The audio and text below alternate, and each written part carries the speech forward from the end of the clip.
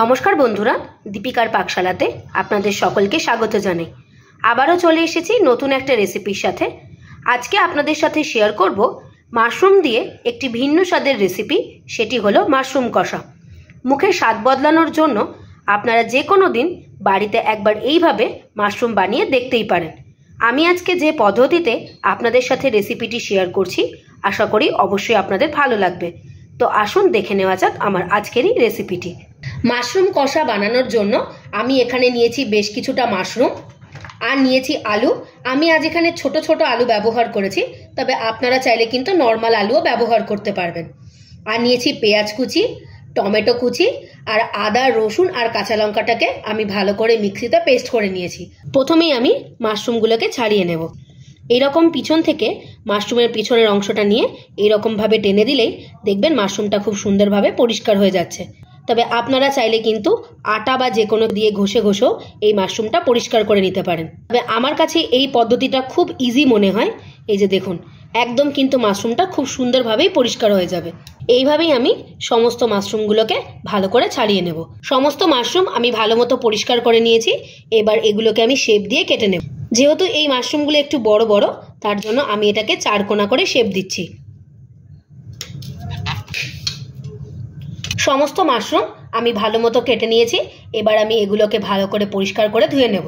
Mushroom কষার আলু ভেজে নেওয়ার জন্য প্রথমে আমি কড়াইয়ে ভালো করে তেল গরম করে নিয়েছি। এবার আমি আলুগুলোকে ভেজে নেব। দেব সামান্য পরিমাণে একটু লবণ, সামান্য পরিমাণে একটু হলুদ গুঁড়ো। লবণ হলুদের সাথে আলুটাকে ভালো মতো লাল লাল করে ভেজে নেব। আলুগুলো খুব ভালো মতো লাল লাল করে ভেজে নিয়েছি। এবার আমি আলুগুলোকে তুলে নেব। এবার ওই তেলেই দেব একটা ফাটিয়ে নেওয়া শুকনো লঙ্কা আর কয়েকটা গোটা গরম মশলা। ফোড়নটাকে একটু ভালো করে তেলের সাথে মিশিয়ে নেব। ফোড়ন খুব ভালো মতো ভাজা হয়ে গেছে। এবার এর মধ্যে আগে থেকে কুচিয়ে রাখা পেঁয়াজটাকেও দিয়ে দিলাম। আমি এখানে একটা মিডিয়াম সাইজের পেঁয়াজকে এরকম কুচি কুচি করে কেটে নিয়েছি। তবে আপনারা চাইলে কিন্তু পেঁয়াজ বেটেও এই রেসিপিটা বানাতে পারবেন। পেঁয়াজটা হালকা লাল লাল করে ভেজে নিয়েছি। এবার এর মধ্যে কুচিয়ে নেওয়া টমেটোটাকেও দিয়ে দেবো।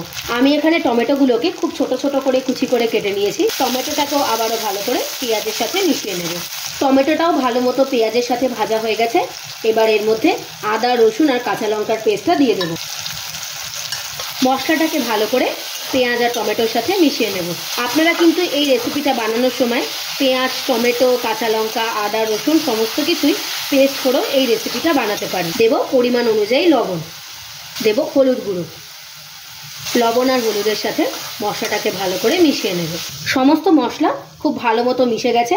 এবার এর মধ্যে দেব 1 টেবিল স্পুন জিরে গুঁড়ো, দেব 1.5 টেবিল স্পুন ধনে গুঁড়ো, 1/2 টেবিল স্পুন লঙ্কার গুঁড়ো। সমস্ত মশলা ভালো করে পেঁয়াজ আর টমেটোর সাথে মিশিয়ে নেব এবং মশলাটাকে খুব ভালো মতো কষিয়ে নেব। মশলা খুব ভালো মতো কষানো হয়ে গেছে। দেখুন মশলা থেকে কিন্তু তেল ছাড়তেও শুরু করে দিয়েছে।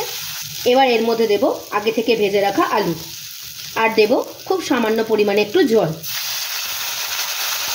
আলু আর জলটাকে ভালো করে মশলার সাথে মিশিয়ে নেব। আলু খুব ভালো মতো মশলার সাথে কষানো হয়ে গেছে। এবার এর মধ্যে আগে থেকে কেটে রাখা মাশরুমগুলোকে দিয়ে দেব। মাশরুমগুলোকে ভালো করে মশলার সাথে মিশিয়ে নেব। মাশরুম ভালো মতো মশলার সাথে মেশানো হয়ে গেছে।